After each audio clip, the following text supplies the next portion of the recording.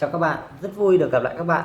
Thì hôm nay mình chia sẻ với các bạn cái công tắc áp suất mà mình mới đặt từ Breeline. Cái công tắc này có giá 12 đô các bạn ạ, chưa bao gồm phí ship nha.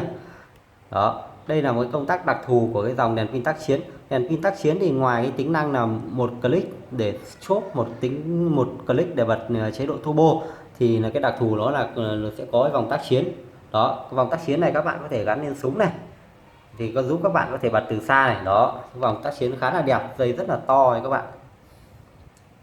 Đó, thường cái này mình sẽ gắn lên xe máy thì mình đi, khi mình cần bật đèn thì nó sẽ thuận tiện hơn. Thì ở cái clip trước thì mình chưa có dịp giới thiệu với các bạn cái giao diện sử dụng của PT18 Outkeeper. Thì hôm nay thì mình sẽ giới thiệu qua với các bạn về cái giao diện sử dụng, và ở cuối clip là cái phần test đèn. Sau đó thì mình sẽ lắp cái công tắc áp suất này vào, mình sẽ test thử cho các bạn xem cái công tắc áp suất này nó khác gì với lại cái công tắc có sẵn ở trên đèn. Đó, bây giờ chúng ta sẽ bắt đầu nha. Thì ở đặc thù của cái dòng đèn pin tác chiến ấy, nó sẽ có hai nút.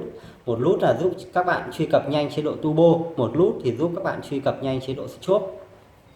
Đó, ví dụ khi đây đèn đang tắt, các bạn sẽ ấn cái nút này, các bạn ấn bật lửa, ấn và nhả ra thì đèn nó sẽ ở chế độ turbo. Đó, chế độ sáng tức thời các bạn, nhả ra tắt, nhả ra là tắt. Đó, và khi các bạn kích xuống thì là đèn sẽ luôn vào chế độ turbo, và nhả ra thì đèn sẽ tắt.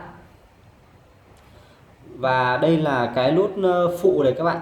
Cái nút phụ khi mà đèn tắt, các bạn ấn nút phụ thì nó sẽ chuyển vào chế độ strobe. Các bạn sẽ giữ tay, nó sẽ là luôn ở chế độ strobe. Các bạn bỏ tay ra, đèn sẽ tắt. Nếu như mà cái nút đuôi được bật, đó, đèn đang bật, các bạn dùng nút phụ, nút strobe, thì các bạn sẽ chuyển lần lượt qua lại giữa các cái mức sáng, lần lượt là từ thấp này, trung bình, cao và turbo. Đó, các bạn lại tắt đèn đi. Và giả sử khi đèn đang bật, các bạn giữ cái nút phụ trong 2 giây. Đó, đèn sẽ ở trong chế độ strobe, các bạn sẽ rảnh tay. Ok, và các bạn kích một lần nữa, nó sẽ chuyển qua lại cái vòng lặp từ thấp, trung bình. Đó, vòng lặp sẽ được lặp lại. Và không chỉ có nút ở đuôi trên đèn PT18 Outkeeper nữa, còn có một nút ở trên thân. Nút ở trên thân được sử dụng như sau. Khi đèn tắt, các bạn ấn nút trên thân, đó, ấn một lần nó sẽ chuyển qua lại, mỗi lần kích thì nó sẽ chuyển qua lại các chế độ từ thấp, trung bình, cao và turbo. Các bạn giữ chặt trong 1 giây, đèn sẽ tắt. Có một trường hợp đặc biệt là khi các bạn bật bằng nút đuôi, đó, các bạn vẫn có thể chuyển qua lại giữa các mức sáng bằng nút ở trên thân đèn. Nhưng khi các bạn giữ trong 1 giây, đèn sẽ chỉ chớp một lần, đó, như mức sáng thấp nhất, nhưng mà đèn sẽ không tắt được. Các bạn sẽ phải tắt bằng nút đuôi. Và các bạn kích trong 2 giây thì đèn sẽ luôn bật ở cái kích. Khi đèn tắt, các bạn giữ 2 giây, giữ 2 giây. Đó, đèn sẽ bắt đầu bởi cái mức sáng là thấp, sau đó các bạn chuyển lần lượt để trung bình, cao, turbo. Đó, giữ chặt, tắt. Và có trường hợp tiếp theo là khi đèn bật. Đó, đèn bật thì các bạn sẽ giữ chặt trong 1 giây, giữ 1 giây, đèn sẽ chớp một cái ở chế độ thấp. Mình cũng chưa hiểu là cái chế độ chớp này nó để làm gì. Khi các bạn kích một lần thì nó sẽ chuyển qua lại giữa các mức sáng khác nhau, và các bạn double click thì nó sẽ vào chế độ strobe. Đó, các bạn double click một lần nữa để chuyển qua chế độ SOS. Đó, đây là chế độ SOS của đèn. Các bạn kích nút một lần nữa để chuyển qua lại giữa các mức sáng. Đó, bây giờ các bạn sẽ chuyển qua cái vòng nạp sáng bình thường.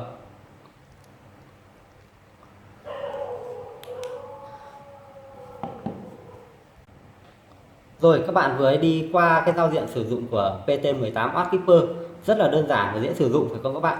Thì bây giờ mình sẽ so sánh hai cái công tắc này cho các bạn xem nha. Một công tắc đuôi đi theo đèn và một công tắc áp suất. Đó, các bạn thấy không? Nó rất là giống nhau. Màu sắc nó hoàn toàn giống nhau, nó không có bị lệch màu. Một số cái màu, một số hãng ấy, thường là những cái màu nó sẽ không được hoàn toàn giống nhau. Đó, rất là hay gặp nhất là cái sản phẩm con voi, nhiều khi cùng một cái màu đấy, cùng màu vàng cát như thế này này, nhưng mà nó sẽ lệch nhau một chút. Đó, cái công tắc áp suất ở bên trong thì nó giống hệt cái công tắc đi theo đèn, các bạn thấy không? Vẫn có lò xo kép này. Đó, các cái bước gen và cái hoàn thiện ở bên trong nó là không có gì khác biệt cả. có điều khác biệt là các bạn sẽ bật ở đây. Và bây giờ không để các bạn chờ lâu, mình sẽ lắp cái công tắc áp suất này vào, mình sẽ sử dụng thử xem nó có chế độ như thế nào nhé các bạn. Đó.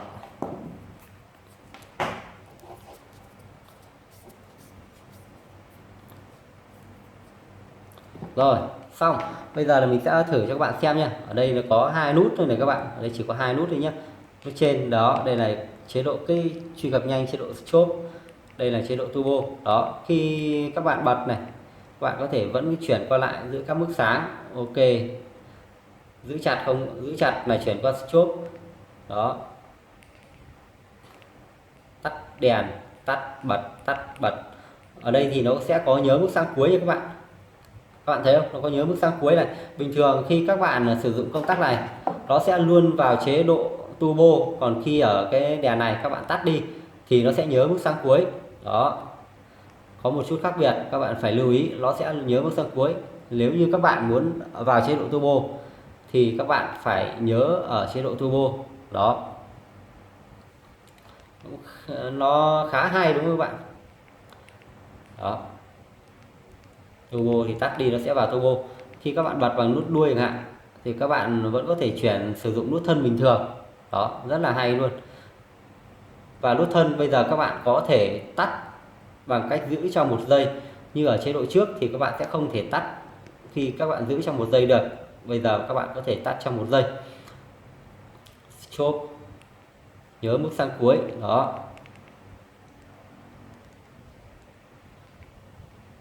rất là đơn giản, không có gì nhiều các bạn ạ.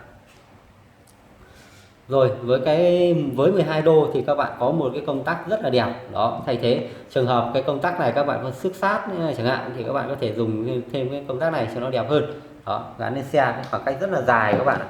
Đây, rất là dài luôn. Đó, có thể giãn ra được, bạn thấy không, giãn ra dài thế này các bạn, là cực kỳ chắc chắn và đẹp. Thì hy vọng thì các bạn sẽ hiểu được cái phần nào về cái công tắc đặc biệt của cái dòng đèn tác chiến. Đó, nó rất thuận tiện khi các bạn gắn lên xe, gắn lên súng hoặc là gắn lên bất kỳ đâu, các bạn có thể kích hoạt đèn từ xa. Rồi, cảm ơn các bạn đã xem clip. Hy vọng thì là clip này sẽ giúp các bạn lựa chọn được những cái sản phẩm nó phù hợp với nhu cầu sử dụng của mình. Hẹn gặp lại các bạn ở trong các clip tiếp theo. Chào các bạn.